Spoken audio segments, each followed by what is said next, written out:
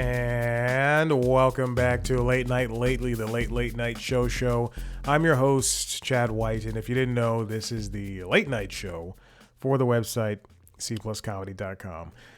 Like I just said, it's a late night show. It's a website. Go there. This is episode 86. I've got a special little gift for you. It's called a monologue, and here we go. This week marked the first 1-year anniversary of President Donald Trump's second term in office, which means a paper gift. The audio listeners get nothing from this exchange. Citizens of Greenland and Denmark have been buying Make America Go Away hats as President Donald Trump doubled down on his threats to Greenland. And you'll never believe who was first in line. Again, you have to watch the videos. I'm not doing this for anybody but the video viewers. Or the social. Air Force One had to be rerouted after minor technical issues, and Trump was finally able to show off his Shatner impression. The gremlins, they're eating the plane. I was lying about the dog thing. This is real. We're really in the Twilight Zone, and Trump keeps surviving. French President Emmanuel Macron wore sunglasses during his speech at Davos Summit. He said he had an eye thing, but I really know it came from all those finger guns he's been slinging around. This is a media-heavy monologue. I'm so sorry. Vice President J.D. Vance and wife Usha are expecting their fourth child, and his mistress is pissed. Oh, the lips couch. After a year of threat... wait. Okay, hold on. This week, Trump repeatedly insisted Denmark's defenses in Greenland were ludicrous, saying, in Greenland, basically, their defense is 2 dog sleds. Do you know that? You know what their defense is? 2 dog sleds. He then launched into his latest 5 minutes. Have you seen Emmanuel Macron? He looks like French Tom Cruise. French guy. So stupid. What about this J.D. Vance guy? Going to IKEA with him is like going to the red light district with Donald Trump Jr. What else? Melania? What else? Worth it. Don't have it up yet. After a year of threats, the U.S. officially left the World Health Organization. It's like a woke reboot of the honeymooners. One of these days, Alice, one of these days, we're gonna go to a couples therapist to talk through our problems. Again, the U.S. withdrew from the World Health Organization after years of threats, with unpaid debts totaling roughly $278 million. The U.S. is like a bad tourist gallivanting through Europe who tells the front desk at every hotel they stay at, here's the room key. You might not want to go in there for a little bit. Air it out. It's destroyed, completely destroyed. Your toilets, your bidets, couldn't get a hold of either of them. Destroyed. And that's all the jokes I have for you. I hope you enjoyed it. It was good. It was very media heavy. I am so sorry when I was writing and I spent all week writing those jokes. You'll never believe it. I did, though. I did spend all week writing those jokes. It was very, I said, I got to get a handle on the jokes ahead of time. Am I vamping right now? So that I could open up my subscriptions and do the things that I was supposed to do before this episode started, but instead I was writing a bunch of jokes. Am I doing that right now? No, I'm not. I'm not doing that right now. I'm just doing the thing that we all know and care to do when it comes to this. All right, this week in late night. It's just another week. We're moving on forward. Getting ready for the Olympics. I believe Jimmy Fallon had another post-basketball episode. A couple of the late night hosts mentioned how the FCC is targeting them, and it's very true. And Jimmy Kimmel gave a nice... I'll talk about it in a second. He gave a nice explanation about the FCC to people who don't understand what the FCC is. This week on The Tonight Show, A$AP Rocky was the guest. Dr. Henry Louis Gates Jr. also was there. Walker Scoble Antonio Kareem performed stand-up. The Josh Hart appeared for a sketch. I don't say a sketch, I guess it was a game. Will Smith, Jeanette McCurdy, and Josh Hart also sat down. The Lemonheads performed a couple of songs. Natalie Portman was there. Charlie Heaton was there. Anthony Anderson was there. Louis Tomlin, who just put out a new album. Did I listen to a little bit of it? I did listen to a single. And Nell Fisher was there. And Louis performed his song.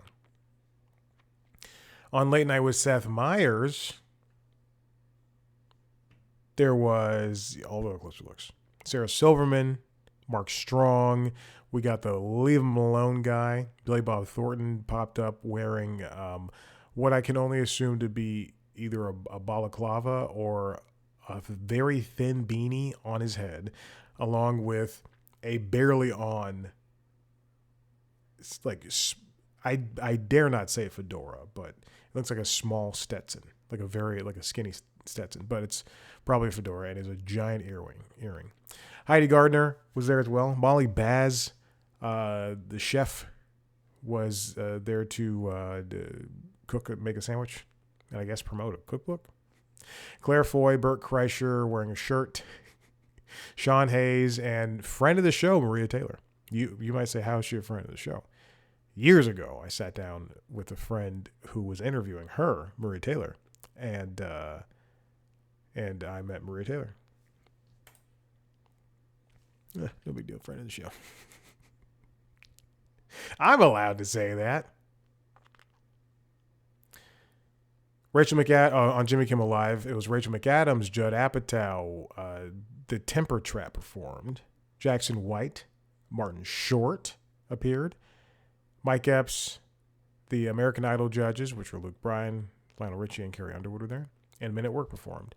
This is the first week with less musical acts. It seems that Ed Sheeran was the last. No, last week was the first week with. Last week was the first week with the less musical acts.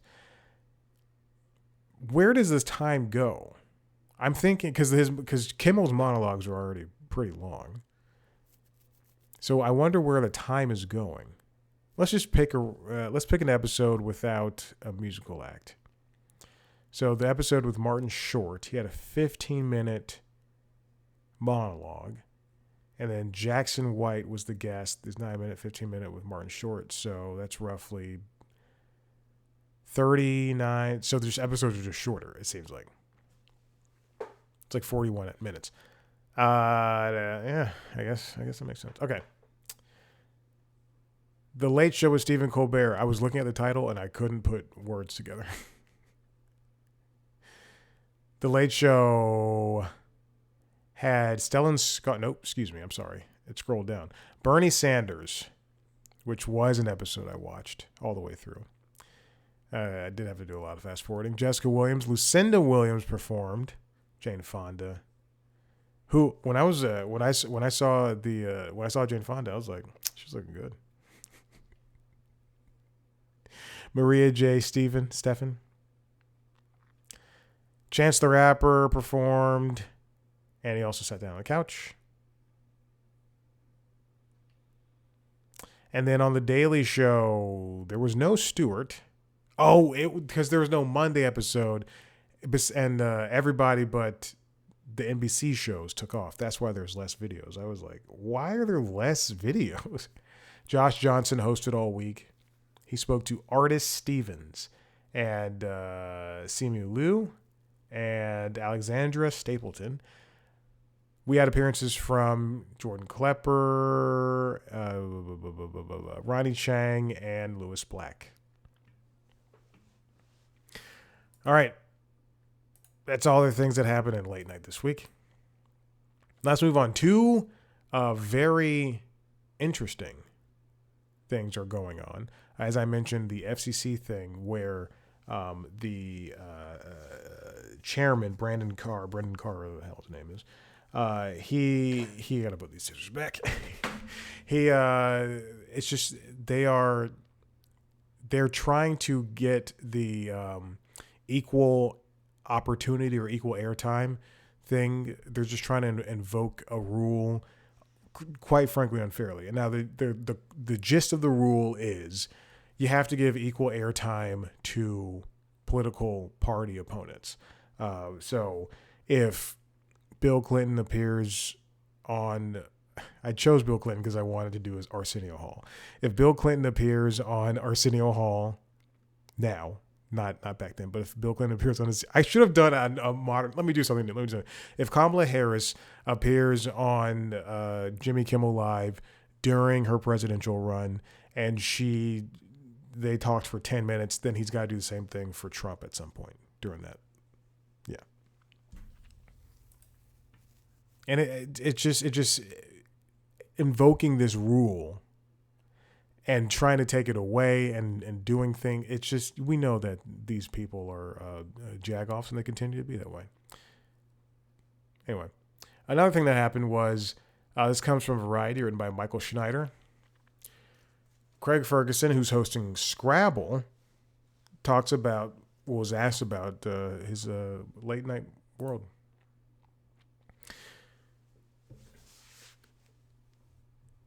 He said on that discussion, I really didn't watch late night television before I did it, and then I certainly didn't watch it while I was doing it, and then afterwards I don't really watch it. So it's not something I feel qualified to really either predict or comment on, to be honest. I mean, I did my thing, but I don't know what my thing was ever really part of that thing. Do you know what I mean? And if you just watch clips of Craig Ferguson's Late Late Show, his show, and I'll say this about Corden's Late Late Show too, they were just both outliers when it comes to what traditional late night is. You know, if you watch Carson, if you watch Conan, if you watch Fallon, Bill Maher, whatever, you're going to see roughly the same show. Whether or not for Fallon those shows have games, or for Conan those shows have sketches, it's all up to that interpretation of what that host is. But for Ferguson and Corden, and we're just going to focus on Ferguson now, Ferguson, his monologues were directed towards the audience, mostly because he was like two inches from the camera. He touched the camera. He spoke to people at home. They felt looser. Things were often broken on his show in the same way they were on Conan, but things were often broken on his show. And when guests came on, it felt like he wasn't interviewing them. It felt like he was talking to them. He spent a long time hosting that show, from 2005 to 2014. Now the show's done. He continued saying, that's not something I'm into. You only do 2 days in Shawshank, right? First day and last day. I'm very proud of that talk show I did. I'm really glad I did it. I think we hit the ball more often than we missed, but I don't feel I need to do it again. It would almost make it not as valuable as it is to me if I started doing it again. I think that's a great.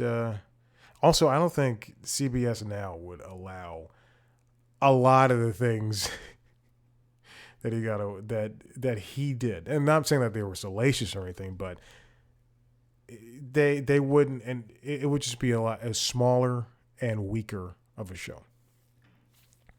And finally, this comes from Alex Weprin at The Hollywood Reporter. What's late night in the TikTok era? Late night TV in the TikTok era? The Tonight Show finds a new formula. As I've stated before,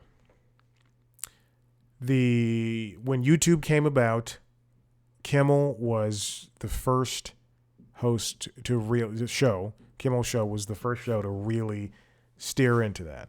And then Fallon took the ball and ran with it.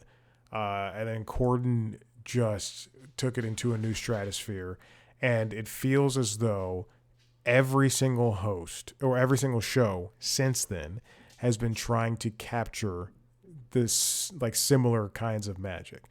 At Midnight did really well. After Midnight did not. Stephen Colbert's Late Show is doing so well, and as much as I love watching Letterman's old stuff, uh, it's for a certain group of older viewers who who would not have known, who barely use YouTube now, and if they do, they it's laden with ads, and it's probably they probably have some conspiracy videos over in their related videos. But now TikTok is the thing that people spend a lot of time on, so much so that vertical video, I spoke about this in Constitutionals yesterday, that it once, used to be, people used to be mad about it if you upload a video online and there's vertical video and people are like, oh, you couldn't turn the phone sideways. Now it's the only way people watch things. ESPN has a vertical section. Disney Plus is getting one. Netflix is getting one. New York Times has one.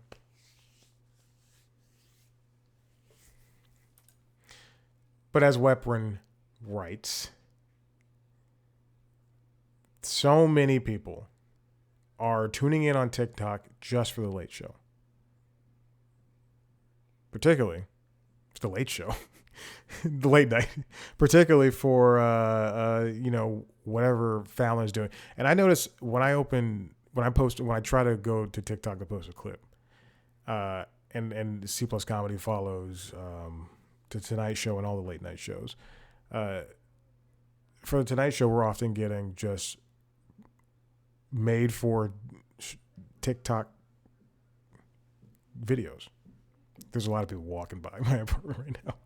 I'm trying to host a show, guys. He talks about how one video with Sabrina Carpenter.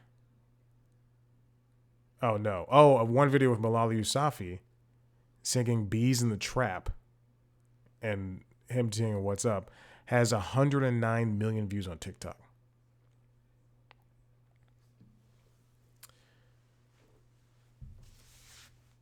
He'll text all day long. He saw this on TikTok. Or this was fun on Instagram. What if we did that? He's in it immensely, says Chris Miller, the showrunner of The Tonight Show.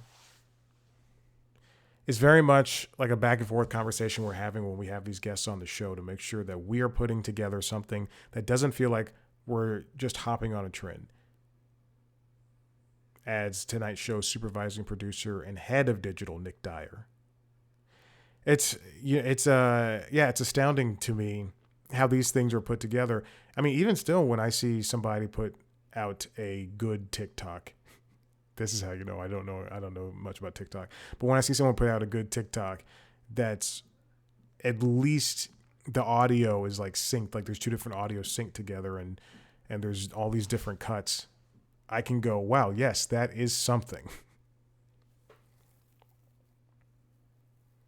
But this is a pivot that a lot of these shows, you can say, I can go on Tonight Show's YouTube channel and say, oh, these videos are fine, but they're not getting the most views that they used to get in comparison to Jimmy Kimmel's show or Stephen Colbert's show. But what Fallon does really well is his interactivity with the audience. And even if you don't like his games, hey, that audience there is having a really good time. And that Boston thing that they recently did with Ben Affleck and Matt Damon, it's good. It's good interaction online, even if it is just people naming things in Boston with a Boston accent. And that was a part of the show. That's just a clip.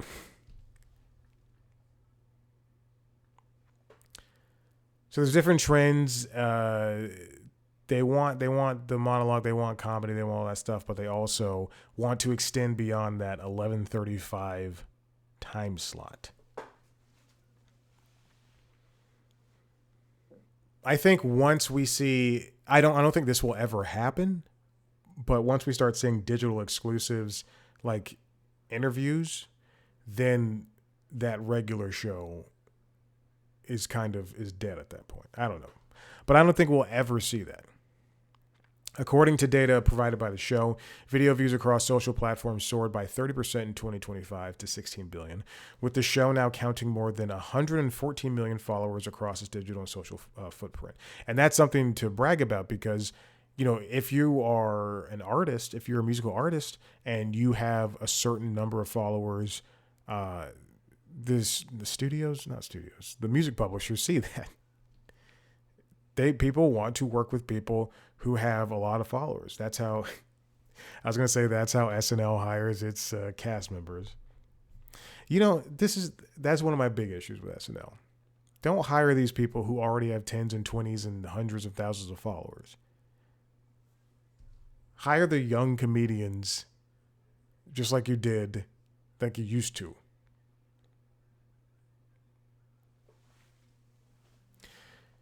The Tonight Show team is ready to continue on with this late night thing, but they also are very interested in what online production, digital stuff has to offer, especially if it's short form and it doesn't mess with what the show already is. But I can't imagine doing this. It's too much work. All right, listen, if you like what you heard here, head to the website, cpluscomedy.com, where you can see me talk to famous people sometimes. If you want to see a video version of this show, go to youtube.com/cpluscomedy. Hold on. Where you can see a video version of the other shows that I do. LinkedIn Logs, which is the Jobs podcast, and The Constitutionals, which is the entertainment business news show. And you can watch video versions of the interviews under the interviews. Subscribe to those shows wherever you get your podcasts. Follow us on social media at cpluscomedy on Blue Sky, Instagram, YouTube, and TikTok. Me at Chad Blackwhite. Thank you so much. We'll see you next time. Bye.